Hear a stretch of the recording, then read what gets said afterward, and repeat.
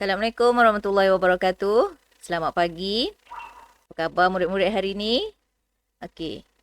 Untuk kelas hari ini, cikgu akan terangkan cara menjawab kertas soalan peperiksaan untuk soalan percubaan SPM bagi negeri Terengganu. Okey. Yang cikgu buat dekat sini, kita akan bincang soalan negeri Terengganu. Okey, cikgu mulakan dengan kertas 2. Baik, soalan 1 bahagian A. Okey, pelajar-pelajar nampak semua? Okey, baca sama-sama dengan cikgu dan kenal pasti yang mana kata kunci dan yang mana kata tugas. Ingat, setiap kali menjawab, pastikan awak dapat cari garis, bold atau apa saja kata kunci dan kata tugas bagi soalan tersebut. Okey? 1A. Terangkan tujuan perniagaan menawarkan barang atau perkhidmatan. Okey. Kenal pasti mana kata kunci dan mana kata tugas. Kita garis sama-sama. Kata kunci dan kata tugas yang ada dalam soalan ini ialah kata kunci tujuan perniagaan. Manakala kata tugas ialah terangkan. Okey, dekat sini, pelajar perlu menerangkan tujuan perniagaan menawarkan barang atau perkhidmatan. Okey, baik. Untuk soalan ni, pelajar mungkin tertanya-tanya apa kehendak soalan. Okey. Macam mana kehendak jawapan tersebut? Pertama sekali, pelajar perlu menyatakan dari segi organisasi bermotifkan untung. Menawarkan barang dan perkhidmatan untuk apa? Untuk pengguna mendapatkan keuntungan, menyediakan barang tersebut untuk mendapatkan keuntungan dan memenuhi keperluan pengguna. Manakala bagi organisasi bukan bermotifkan untung, adakah dia nak untung? Tak. Organisasi bukan bermotifkan untung itu pula ingin membantu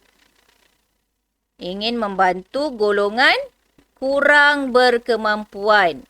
Okey, organisasi bukan bermotifkan untung seperti mana yang kita dah belajar.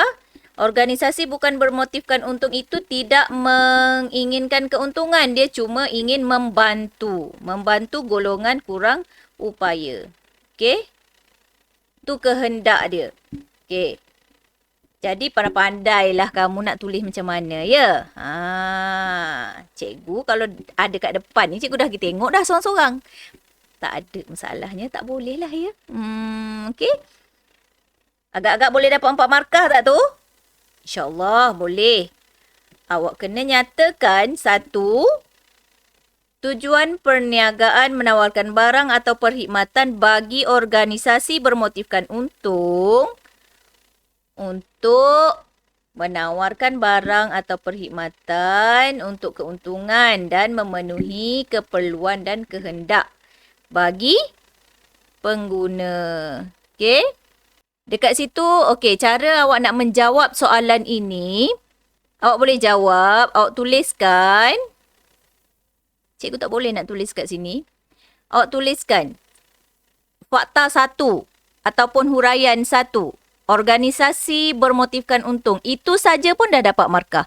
Kalau awak tuliskan, okey, tujuan perniagaan organisasi bermotifkan untung. Organisasi bermotifkan untung kat situ dah dapat markah. Huraian dia awak cakap apa? Menawarkan barang atau perkhidmatan yang memenuhi keperluan dan kehendak pengguna. Itu pun dah dapat markah. Sebab itu adalah tujuan perniagaan bagi organisasi bermotifkan untung. Fakta yang kedua. Sebab tadi cikgu dah terang ada 2 organisasi perniagaan. Satu lagi, organisasi bukan bermotifkan untung. Jadi, organisasi bukan bermotifkan untung, 1 markah. Dan apa huraian yang awak kena bagi?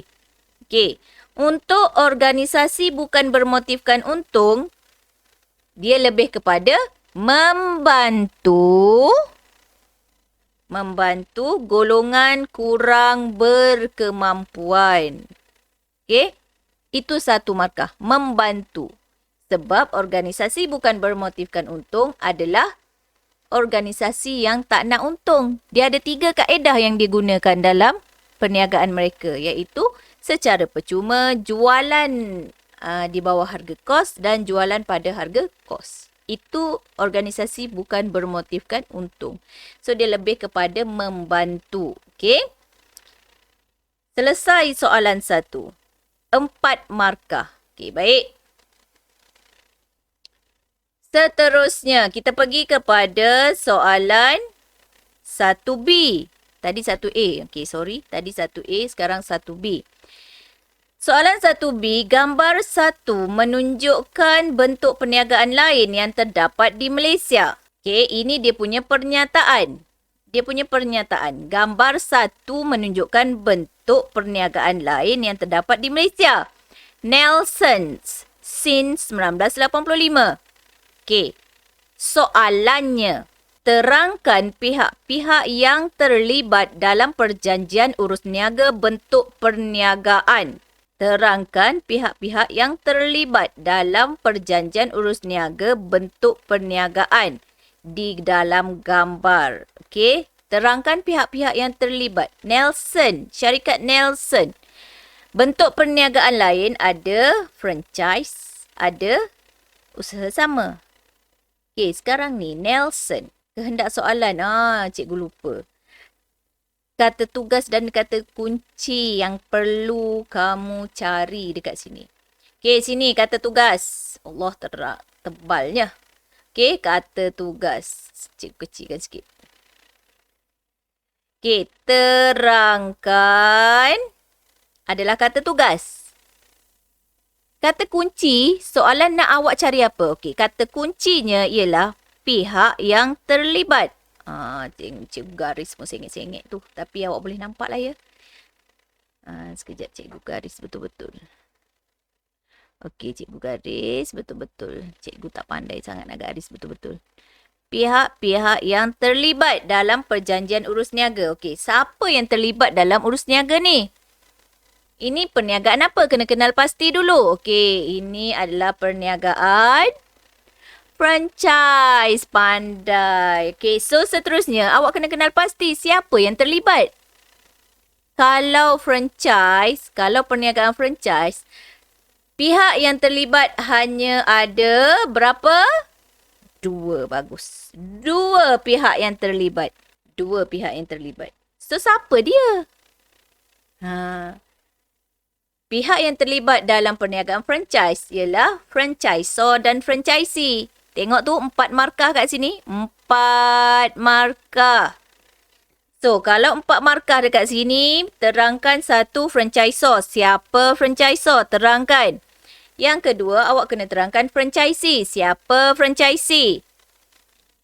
Nampak tak?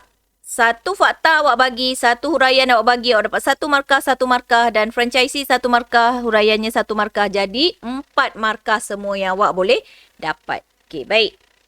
Faham? Tadi dah 4 markah. Soalan B, 1 pun 4 markah dah dapat. Okey, franchisee, franchisor, siapa? Terangkan. Okey. Jangan panjang-panjang, tak perlu panjang-panjang, ringkas.